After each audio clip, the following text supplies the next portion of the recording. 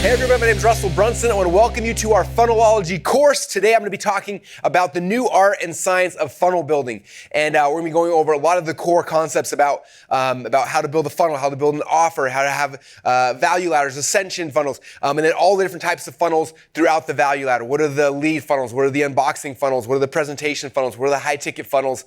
And it's going to be a lot of fun. Now my guess is that during this training, there's different people listening to this, and for some of you guys, some of these concepts are going to be review. Some of you guys, everything I say is going to be brand new, and you're going to be freaking out the first time around. I want to recommend that if you are someone who's advanced and you're looking at this, pay attention because there's a lot of new things I'm going to be introducing. There'll be similar frameworks you're familiar with, but there's going to be new stuff weaved in through every single presentation as well. And I think that everyone's going to get a ton of value, whether you've been doing this for a decade or a decade and a half like me, or if you're a brand new beginner who's trying to figure out how in the world can I grow my business online with sales funnels. For both of you guys, this course is called Funnelology is going to help you.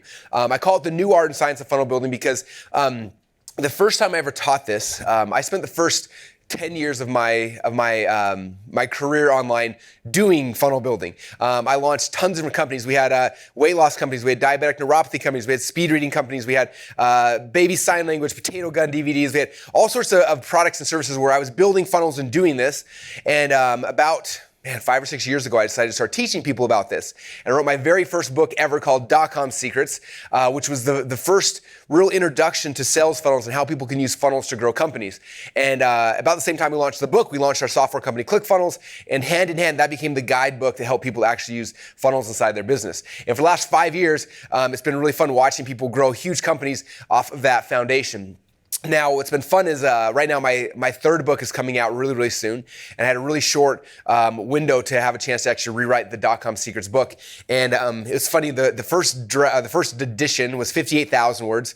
I deleted 30,000 words, and then the book ended up being, I think, 94,000 words. So it's a lot bigger. So even though some of the concepts in the book and some of the concepts you may have heard before, there's a lot of new stuff weaved into it that I think you guys are going to love and you're going to get obsessed about. If you geek out like me on funnels, you're going to love everything we're talking about today. So that's what this new presentation is really based on, a lot of the core methodologies they're taught in the new .com Secrets book.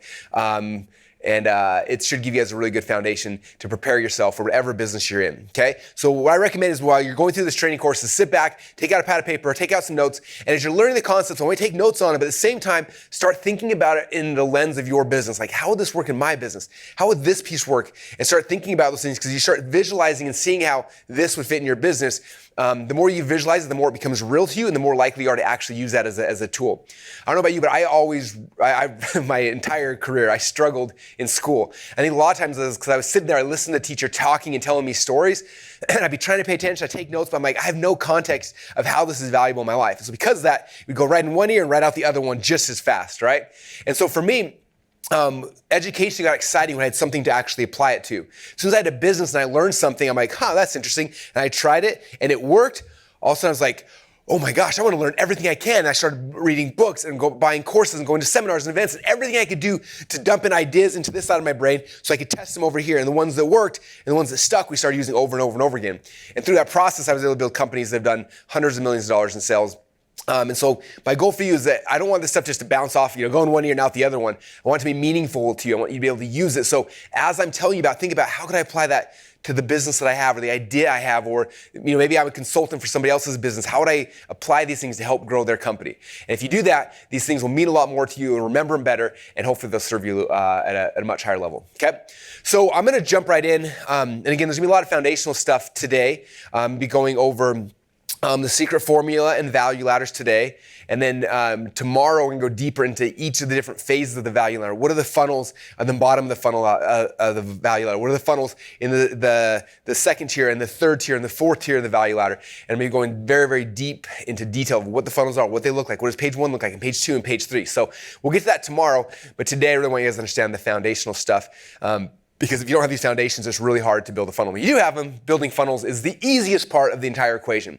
So this first session, I call this the secret formula, okay? And the secret formula is a really simple process that when I wrote the .com Secrets book initially, it kind of mapped out this entire funnel building process in like a couple really, really quick images, okay? And so if you look at how it works, the first part of the secret formula is who.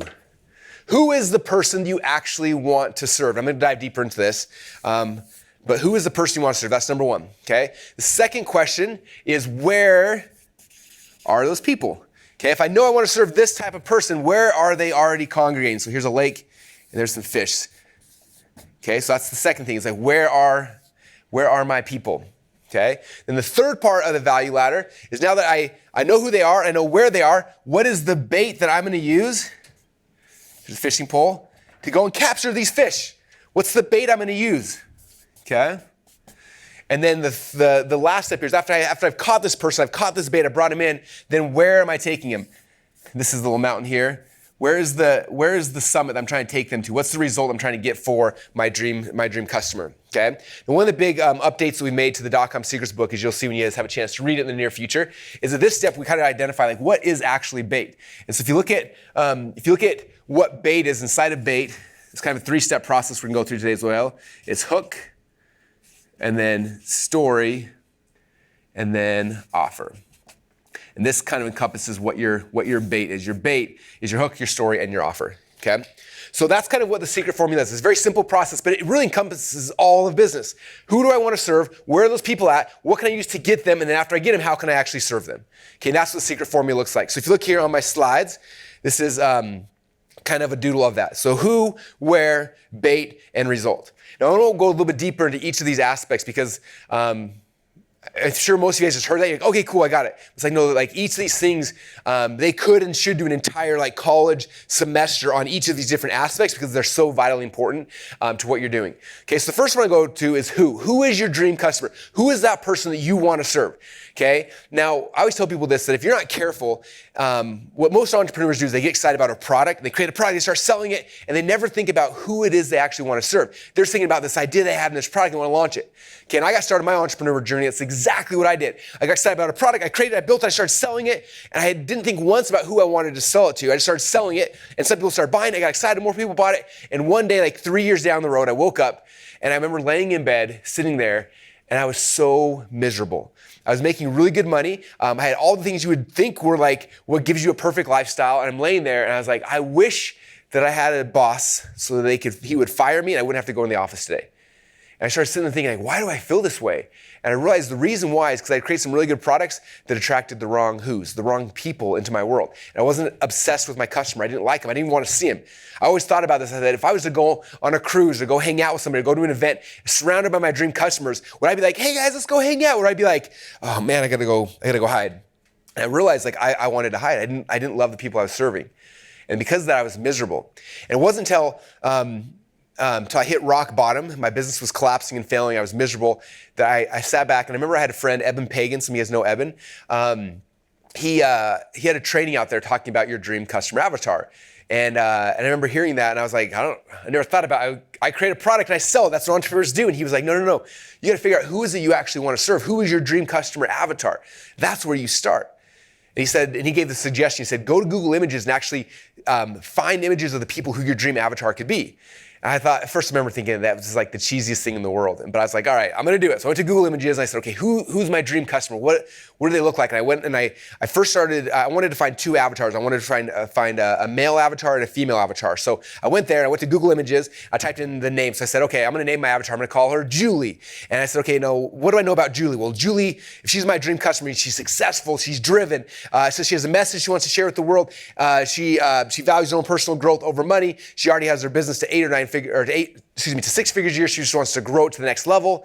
I typed those things in, and all of a sudden all these faces popped into Google Images. I'm scrolling through, and eventually I found this face right here. Now, I don't know who she actually is, but this is my Julie. This is Julie who popped out of Google Images for me. I was like, oh my gosh, she looks like someone I want to hang out with. I was going to an event, I'd be like, hey Julie, what's up? We should hang out and be friends. So I took a picture of this off Google Images, and I put it in a frame, and I had it on my wall. I said, this is Julie. This is my dream customer that I want to serve. Okay, and that was my first person. The next person I said is, well, who's my male counterpart? Like, who would I want to serve on the male side? And I remember I said, okay, I'm going to call this guy Mike. And so I called him Mike, typed in Google, I typed in a bunch of things. I typed in former athlete, has changed someone's life in a small way and wants to share it with more. He values growth over money. Already has God's business 5 figures a year, but wants to grow it to 6 and 7 and beyond. I typed all that stuff into Google Images, and boom, this picture popped out of Mike. And I was like, Mike looks awesome. I would totally go hang out with this guy. We'd have so much fun. We talk about marketing and business and sports. And I would love to hang out with Mike. So I took his picture, I printed it out, put it on my wall, and I had my Mike and my Julie. Now, I tell you this story because I was kind of almost doing it initially as a joke. So I'm like, this is not like something that's actually gonna work, right? But I did it, put them on the wall, and I started thinking about it. When I was trying to create different products, I look at them and I'm like, is this something that Mike and Julie would want? Is this something that my dream customer would actually want? Okay, if I said this in an ad, would that get them to like come towards me, or would that repel and make them push away from me? I started thinking about these things, and it shifted my mindset on so many things, from how we created products to the different ads we made and all sorts of things like that. Now, kind of a funny backstory. Some of you guys know I've ran an Inner Circle mastermind program for the last 6 or 7 years. And this year I actually put it on pause for a little while. My kids are going to be starting high school next year and a bunch of other things. And I just wanted, and not so much wanted, but I needed and wanted. I needed both. But I needed to block out time because I want to spend more time with my kids. And so something had to go. And I had this amazing mastermind program that's making me tons of money. And I went to all my people and I paused it. And I said, hey, I'm going to pause it for a couple of years just so I can get, my kids through high school and all those kind of things. And it was a sad, emotional thing. This is actually my Inner Circle room where I meet all my Inner Circle members a couple of times a year. And it was really sad. And I remember as I was sitting out there and I was talking to them the last day, the last meeting, and I looked out and they're all there. And I told them about this story. I said, you know what's crazy? I said, 5 or 6 years ago, I built out this customer avatar. And I started, I went through and I pulled up Julie. I started talking about like who Julie was. And I said, who here in this room is a Julie? And literally all the women's hands raised up. They're like, that's me. And then sitting right there was Julie Stoyan. And Julie's like, I've had so many people who read the Dot-Com Secrets book and asked if this Julie was me. Because it's like fits her to a T. And I was like, I said, because I put that out 5 years ago, all the decisions and choices I made led to a room full of Julies. And then I talked about the Mike, and I explained the Mike person. I said, who here is a Mike? And all the men raised their hand. I was like, isn't it fascinating? This little tweak that I made 5 or 6 years ago just to define who do I want to serve, and then figuring out the products and services that they would want, as opposed to me being like, this would make me money, this would be a good thing I could sell. I shifted it to focus on them first, and because of that little choice, that little hinge, swung this huge door that now 5 or 6 years later, I had a mastermind with over 100 people in it, paying $50,000 a year to be part of it, and they're all filled with my dream customers. Okay, people I would want to hang out with anyway. And so that's the power. So that's the very first step is who. Becoming super clear on who it is you want to serve. Okay, if you're listening to me right now and you're like, I hate my customers, it's probably because you did what I did. Okay, it's okay to change, especially now, the beginning of a year. Now is the best time in the world to change. In fact, I made this decision. It was right after New Year's. And there was a video that Tony Robbins and his wife Sage put out. They were in Fiji, and I remember that they're sitting there talking, and Tony Robbins said, he said, we can change anytime we want all year long. A lot of people during New Year's, they give themselves permission to actually change. And he says, I challenge you that if you're in a relationship you don't like, you should change it. He said, if you're in a business you don't like, you should change it. If you're in a whatever, and you name 4 or 5, if you're in a body you're not happy with, you should change it. And I remember sitting there, and this is when I made this decision of like, I'm going to change my customers because Tony gave me permission. So I want to give you guys permission. Just because you've gone a year, 2 years, 5 years, 10 years down a business does not mean you can't shift it. You can't change it. I did. And on the other side of that, so much more happiness and fulfillment, it'll be worth it to you. Okay, so that's number one, is who is your dream customer? Okay, second question, I was like, where are these people actually congregating?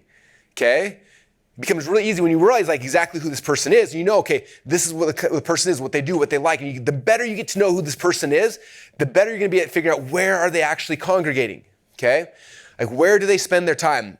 I made a list last night of just some things to start thinking about where, okay? What are the top websites your dream customers already go to every single day? Okay, what forums or message boards do they participate in? What are the Facebook groups they participate in? Who are the influencers they follow on Facebook and on Instagram? What podcasts they listen to? What are the email newsletters they're subscribed to? What blogs do they read? What channels they follow on YouTube? What keywords are they searching for in Google to find information?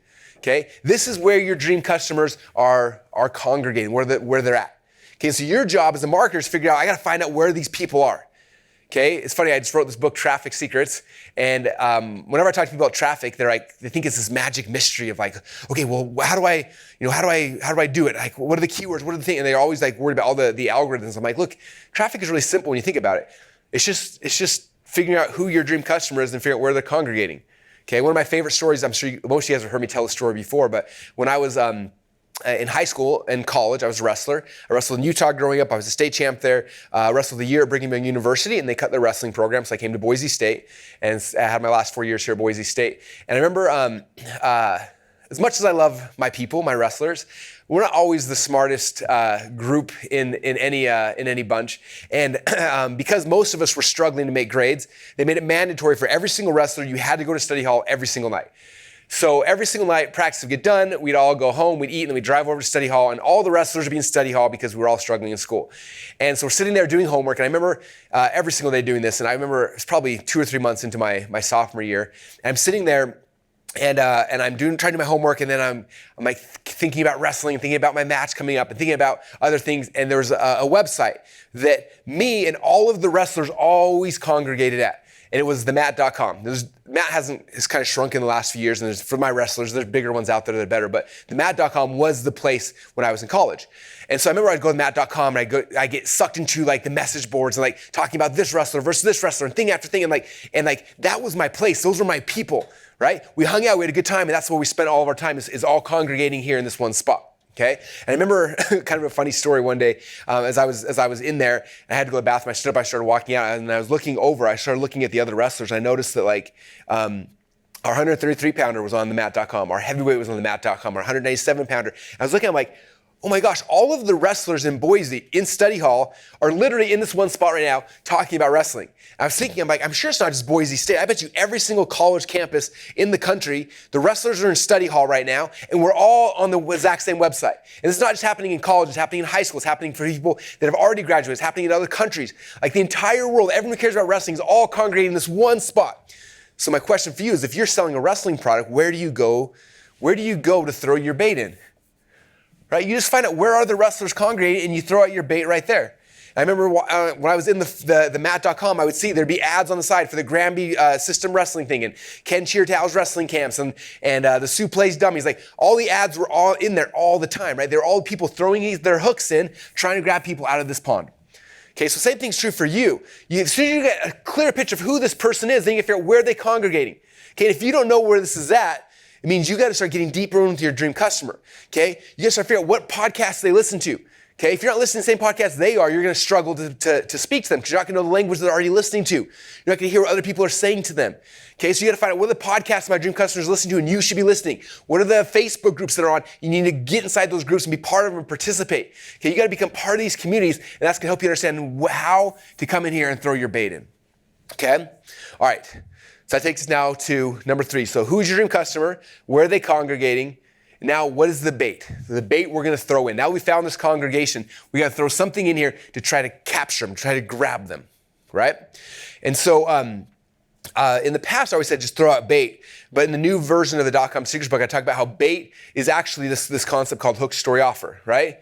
We have this thing, we throw our bait in and we have a hook, okay? So if you think about it, they're in this forum, they're in this community, and visualize this. Right, here's this person. This is your dream customer. They're hanging out in this community, and they're on their. This is a phone. They're on their phone, and they're seeing all these. All day they're sitting there scrolling. They're reading things. They're commenting. They're seeing stuff, and you're coming here and you're throwing this hook in to try to grab their attention just for a second. Okay, so the first part of the process, you grab the hook to grab them. We're gonna go deeper in this. You grab their hook, okay, and if you do it right, you get attention just for a second. Then you have this little window of opportunity now that you've got their attention. You have this window where you have a chance to tell them a story. And the goal of the story is to build a relationship and connection with you, okay? And then to increase the perceived value of whatever it is you're about to sell to them. Okay, so let me say it again. So the hook grabs their attention just long enough you can tell them a story. The story builds a connection with you and the person, okay? And then gives you the ability to increase the perceived value of the thing you're gonna offer them, and then you make them an offer. Okay, so it's hook, hook, story, offer. This is the framework. I'm gonna go deeper into this here in a second. We hook them, tell them a story, and we make them an offer. Okay? And that's how you get somebody from this community to be able to get their attention so you can actually start serving them. Okay? Now, it's interesting. I'm gonna show you guys this right here. So this was the first bait, the first thing that we put out there that was specifically to grab my dream customer. Okay, this was my hook to grab Mike and a Julie. Now, prior to this, just so you guys know, before I had this 108 split test book, most of the things I was selling, like how to get rich quick on the internet, how to make money on eBay, how to make money doing that, like there are all these things that were like, they were attracting the wrong kind of person. It wasn't attracting entrepreneurs, it attracted them who wanted to get rich quick, right? Which those are the customers I didn't like, that I didn't want to spend time with, okay? So I wrote this book, 108 split test winners. And it was interesting. I took my existing customer list and I promoted it. I'm like, hey, I wrote this new book, 108 split test winners. And of my, I don't know, 150, 200,000 subscribers I had at the time, the amount of people that bought this was maybe a dozen. Okay? So this bait I put out there, what did it do? I put this bait out here and the wrong customers came and looked at it and said, 108 split test, what does that even mean? Okay? And it repelled them. They're like, that sounds like a lot of work. So that it repelled them and they went away. Okay? But the right people, my dream customers said, 108 split tests, like, oh my gosh, if they're an entrepreneur, like these are Russell split tests, simple tweaks you can make to your funnel, like that bait attracted my dream customer. The Mikes and the Julies of the communities that we were putting this offer out, they heard it and they're like, oh my gosh, like that's the thing I need, that's what I need to do. And they raised their hand, they came and they bought it. Okay, what happened was interesting is that my huge list of all these business opportunity seekers who wanted to get rich quick on the internet, they stopped responding to my offers, okay? And eventually they all kind of faded away and they disappeared. And all of a sudden this new breed of entrepreneurs, the people that wanted to work hard, that believed in growth, that wanted to figure out the next level, those people saw this hook and it attracted them. They said, that's amazing. They came, they bought the hook. Okay, they saw me make an offer, tell them a story. Like, let me tell you a story about this book. I told them the story of the book. Like, oh my gosh, this is amazing. I must buy it. I need this thing. Made an offer, go buy the book, and boom, it happened. Hook, story, offer. I started grabbing my dream customers out of this place right here and started coming into my world. And that literally is what shifted my whole future. Everything since then shifted because of that. Because I knew exactly who my customers were. I knew where they were at, and I created the bait that would attract the dream customers and repel the people I didn't want to work with. Does that make sense? Okay, so bait's the next thing here. Okay, so the question for you to start asking yourself is like, what's the bait you can create to attract your dream customer? Okay? And the sexier the bait, the more likely someone's gonna come to you, okay? In fact, if I go back one, it says change your bait, change your customer. Okay, if you don't like the customers coming in, change your bait. Change your bait, keep changing until it's like, oh, these are my people. These are the people I wanna actually spend time with, okay? Change your bait, change your customer. Okay, so start thinking through what's the bait you could create, okay, that you can go grab your dream people.